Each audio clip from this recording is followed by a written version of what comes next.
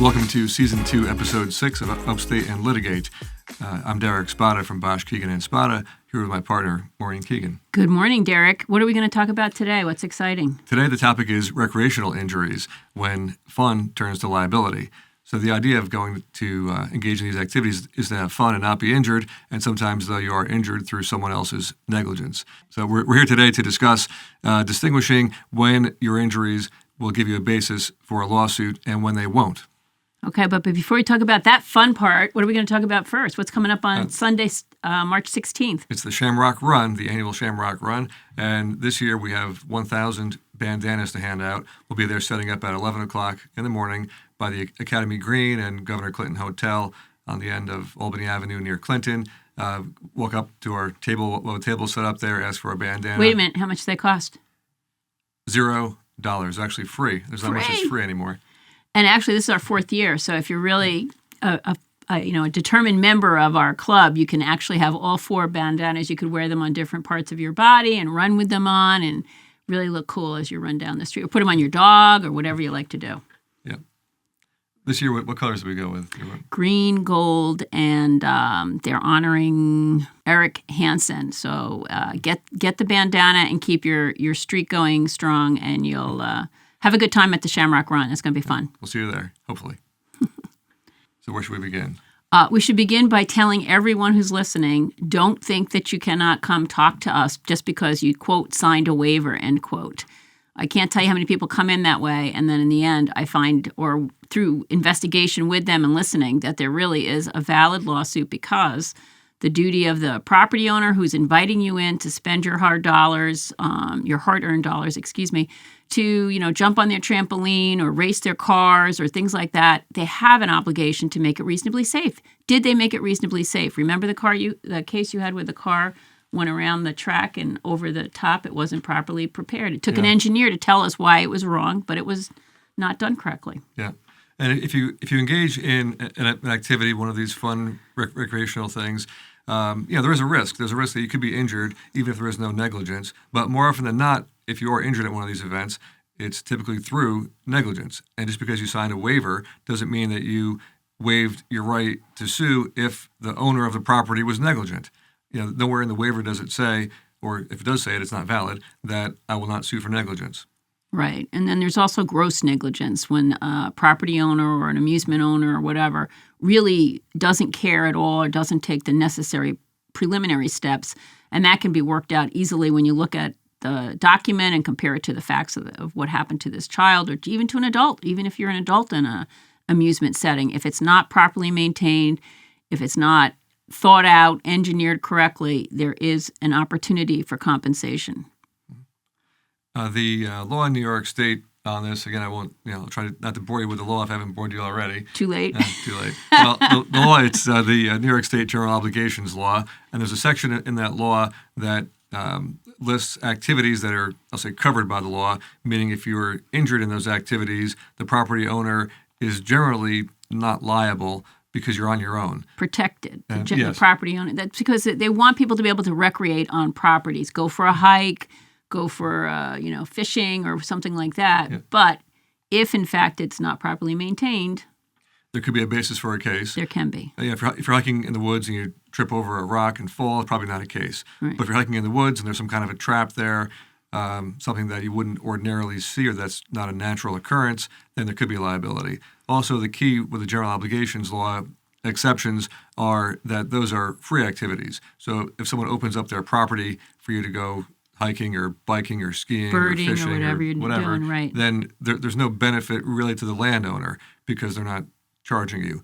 But if they charge you for the activity, then it typically takes it out of the realm of that General Obligations Law, and it's not covered. It's the law is like a little bit gray in some of those areas. But if you're paying for an activity, then you're much more likely to have a basis for a case if you're injured through negligence of the property owner. So the bottom line is call us, come in, discuss it. We can educate ourselves and educate you.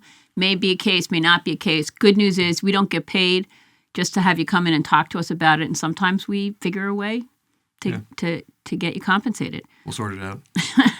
Let's talk about school playgrounds because we've had a lot of cases like that through the years, right? Yeah. I think back to when I was a kid on the playgrounds, and you too. I think it was all Wow, it was all long time metal. ago. We had dinosaurs when I was a kid, so that doesn't Right on count. dinosaur. No, it was all metal on the playgrounds, and I don't recall any kind of a substrate under that. It was either just plain hard dirt, or once in a while, if you were lucky, you had a paved concrete pad underneath you. Right. Well, as I say, I've seen a lot of these cases through all these years. And now, as most parents and kids would even recognize, most of the time when you're at a school playground, there is a soft, absorbent pad. But occasionally, children still get injured because the pad wasn't maintained. They didn't rake it. It's not soft enough.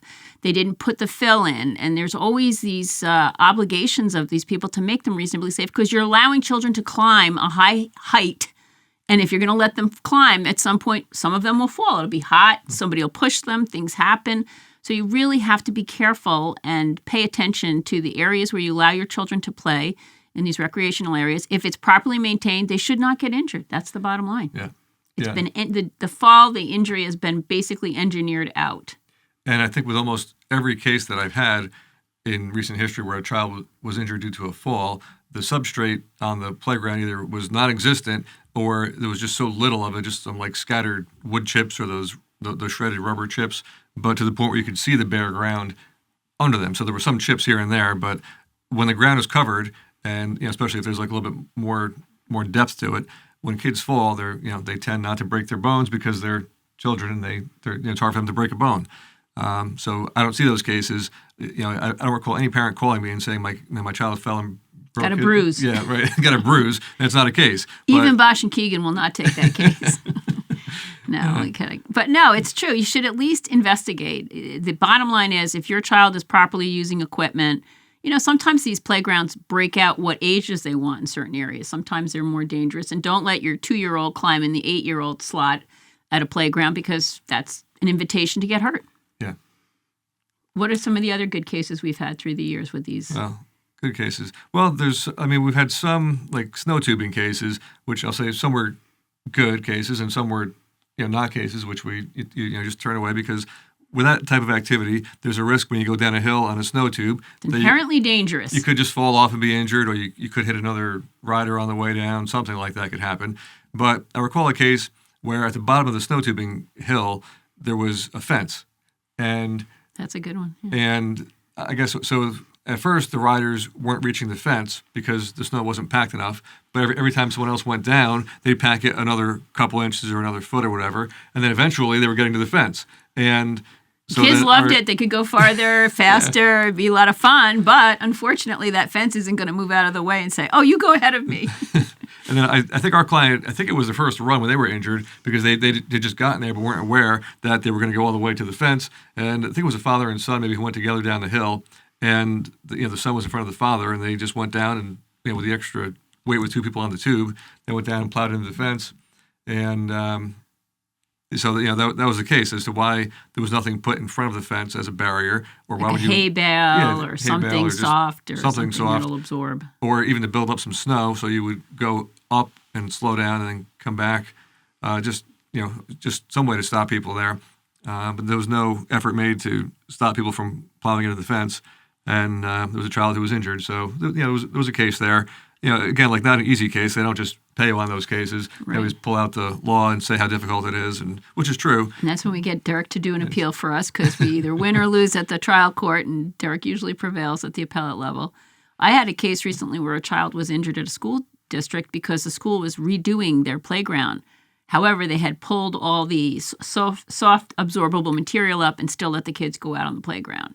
So that child fell and broke his shoulder, his arm, and had to have major surgery and had to be transferred down to Westchester. And that's not supposed to happen when you're in 2nd grade.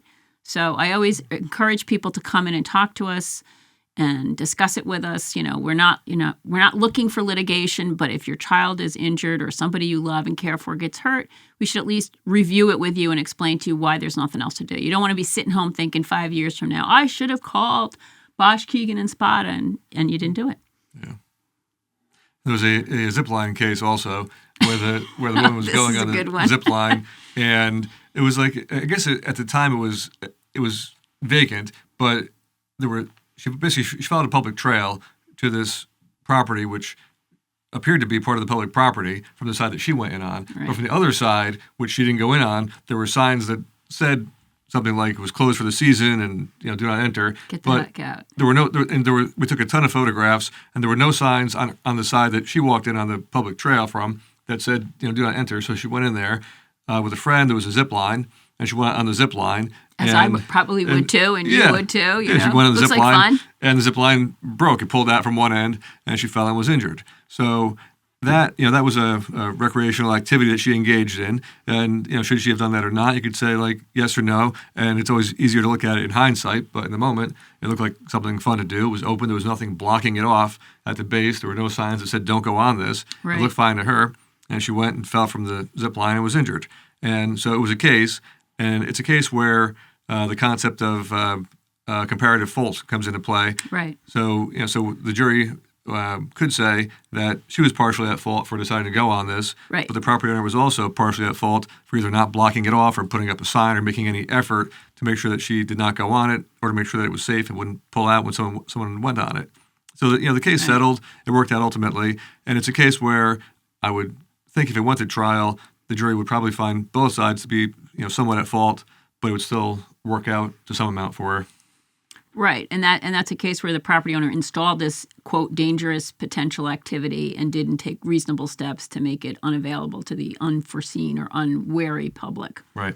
Now, if there had been a sign up that said, do not use zip line, and she went on it, I would say we'd have no case. Right. Well, let's talk a little bit more. We talked a little bit about these waivers, but, what matters to a court, whether a waiver is usable or fair or accurate, that sort of thing.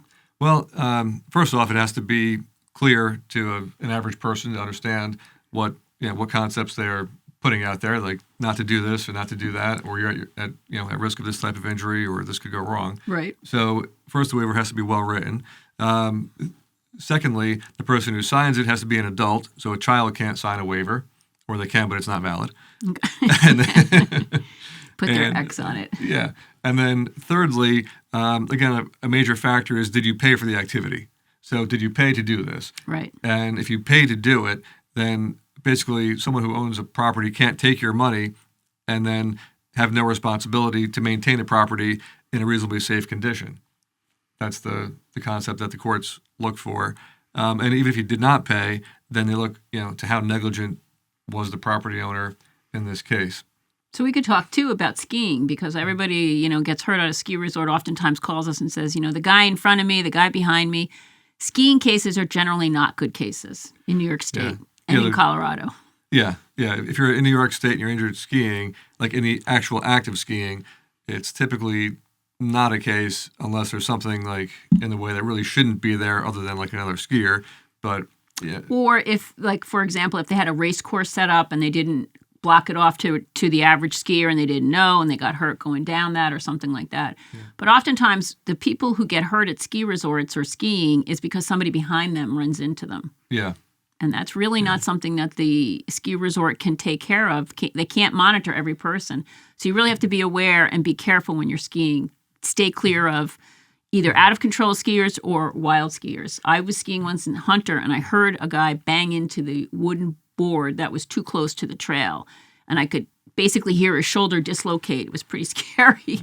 But I thought to myself as I stopped, I wonder if this is a case. That board should not have been that close to the edge of the woods, but he also seemed to be an out-of-control skier. Luckily, he didn't call, so I didn't have to figure that out. But if you're injured at a ski resort off the ski slopes, if you're not skiing and you're injured, you might have a case. So I settled one last month where someone was had been skiing and went on a big magic carpet ride is what it's called. It's like a giant conveyor belt that pulls you up the hill. Beginners, and she was on usually. this, she was on this belt going up the hill. And at some point, for some reason, we don't know why, but the belt just abruptly lost power. Okay. And it lost all of its traction, and the belt went backwards immediately due to gravity and the people who were on it. So she went backwards along with all the people on the belt, and sounds like a cartoon. It was like a pile of people out the end of the belt, and she injured her shoulder pretty badly, needed to have surgery. And then right after, like all these people fell, then the belt turned back on again and just started going again normally and pulled people back up. So So she was injured going in one direction, then her shoulder, I think, was already injured, but then was yanked in the other direction as she started to go back up. And there should be fail-safes on machinery like that if you're going to have public on it. Particularly, that's the beginner slope. That's where you really have to be careful. People don't feel comfortable utilizing this equipment and things like that. So, yeah. Yeah. So if you're injured off the slopes, you might have a case or a better chance of having a case than if you're actually injured on the slopes. Yeah. We had a case in Hunter decades ago, a long time ago, and I remember that federal judge did not want me to sue this case, but I kept saying, Judge, please. He got hurt in the cafeteria. They were doing construction. There was a hole. He fell. He broke his leg. He was mad at me for even bringing the case, but we took care of that guy. He was a nice guy. How about other sports? If you're injured with other sporting activities, I would say like rugby, you're out of luck. Rugby, it's too bad. Football, any kind of contact sport. If you're injured while you're playing the sport, you're typically out of luck in terms of having a case. Could be a broken piece of equipment. We investigated a case once where the kid got hit hard with his helmet, but good luck suing Rydell. Yeah, I remember that case. He had his football helmet on with a mouthpiece, and somehow, he was hit hard in the face, but the face guard, just bent inwards. It was somewhat flexible, so it bent inwards. It hit him in the mouth so hard that he broke his teeth, right. even while wearing a mouth guard. And the helmet, our point was, shouldn't have flexed that much inward. So the case worked out, but it wasn't an easy one. No. We like to specialize in not easy cases, apparently. No, we've had a lot of really interesting cases through the years, and of course, with children, I always tell the parents when they first come in, you won't be able to touch this money, neither will your child, for decades or until the child's 18. It's kept in an account, and there's a bank officer's name on the account, so there's no, the parents can't abscond with the money and things like that. So to me, I always enjoy meeting the kids and trying to get them set up for colleges. First day I meet them, I go, "You're going to college," and sometimes that has a good effect on them. Yeah, that's the also the bright side of having a case for a kid. If they put it in a structured settlement or just pace out the money over time, they'll get it from when they're 18. They'll get some money, but then they can't blow it all right then on a Corvette on a Corvette in a party. They'll they're supposed to pace it out. So when I tell them, when you buy your Corvette, make sure you have payment so you can pace it out. Nice. That's not the way to do it, but it's money for college or something useful like that. What else are we here to talk about? Trampolines. That's another topic. I think trampoline cases are generally difficult as well, and I would probably shy away from a trampoline case unless there was something wrong with the trampoline. So if a child is jumping on a trampoline and is just injured because they're jumping on a trampoline, I don't think we have anywhere to go with that. But if the trampoline has some kind failure, of the springs fall apart, or sometimes they put 3 or 4 kids on a trampoline at once. Yeah, also right. No, typically, right? Yeah. If it's overloaded, and there are weight limits on trampolines, usually on the tag, or it comes with a trampoline. So if the trampolines are overloaded with too many kids or people on the trampoline, that could be a problem as well. Also, on a trampoline, if one person jumps down who's bigger than another person, the smaller person can shoot off. Get airborne. Yeah. So you shouldn't put a big person and a small person together on the same trampoline without being aware that one can be shot off. Right. Looks good on TV when the gymnasts do it. It looks really easy, but when you're like a guy or a gal who's not used to doing it, it's a problem. You got to be careful. Yeah. I haven't had a trampoline park case, but again, what we've talked about earlier is trampolines are not inherently dangerous, but they're dangerous, activities, and you have to be careful. If you want your kid to have fun and be on a trampoline park, you better be watching them and not let crazy behavior go unchecked, because otherwise that's when kids get hurt. Yeah. Right? Yeah. If they're, You've taken your kids down there, haven't you? Yeah. I brought my kids there. It was fun. I mean, it was a nice place to go. Did you jump too? No, I didn't jump. I just watched the kids go and jump. I thought about it, but I just sat there and I think I just ate and drank soda. I don't know. But unless there's something actually negligent that causes the injury, then there just wouldn't be a case. So if your kid is jumping and happens to jump off or fall off or whatever and gets injured, it's typically not a case. And there's padding, I think, basically everywhere in that place. So even if they fall off the trampoline, we could say there shouldn't be a hard concrete floor under it or right next to it. Right. But in this case, they do have padding, as I recall. There's padding everywhere, and it seems like it's pretty well protected there. So if a child did happen to fall and get injured, again, you have to be able to pinpoint the negligence. And that brings up another good point. If you're with somebody and they get hurt, take pictures. Please. Everybody has a camera on their phone, and they come to me, they go, yeah, I was going to do that, but I didn't take any pictures. And I'm always like, because we want to know what it looked like. Sometimes there's a reason why that injury occurred that moment. Somebody had moved something, it was a sharp object or whatever. We need documentation. Even when this happens at a fall down or a car crash or anything, just take your phone out and take some pictures. We just want to know accurately what happened so we can advise you appropriately. You don't want to think you're going to outsmart somebody because there'll be a video or there'll be something else to show what happened, right? Right. Which is another thing. You try to get people to save videos. Can be tough. Yeah. We usually write a letter to whatever place where you have a fall and say, please preserve it, because all these big box stores have incredible video so that they can go after people who steal things, which is great. We want to see what happened. I'm so old, I remember when we never had video of falls. So at least now I always tell the defense attorneys, hey, at least, this fall occurred the way my client said it happened. It wasn't like she fell somewhere else. And also, if you fall and are injured, report that to the place where the incident happened right away. Don't just leave and tell them like months later through a lawyer letter, because if you tell them, if there is video, they should preserve it. And if they don't preserve it, it makes them look even worse than if they did preserve it. Right. I've had a few cases where they lost the video after my client had a very serious injury, and those cases all settle. Yeah, they'll settle with those cases. Once the video gets lost, they don't want to go to court. Yeah, it's bad. What else? Parks, like state parks and county parks and things like that. The county also has the obligation. I had a case against the county when the county didn't have their people out there putting the mulch in. The kid fell off, broke her arm or leg, and we took us like a long time to figure it out, but that mulch was carefully stored in the shed, not spread out where it belonged. So that's what happens sometimes. Yeah. That's a wrap on today's episode. We hope you found this information useful. And if you'd like to follow us or comment, you can do that down below. We hope to see you here next time on Upstate and Litigate. And don't forget, call Basch Keegan and Spada if somebody you know gets hurt, even if it sounds a little, what should I say? Difficult or hectic or... Difficult, or if you sign a waiver, don't worry about that. Call us, we'll look at the waiver, hear about how the incident happened, and tell you if you have a case or not. Yeah, we'll see if we can help you. We'd like to help those, we're here to help, right? Yeah. Okay, thank you. All right, thank you.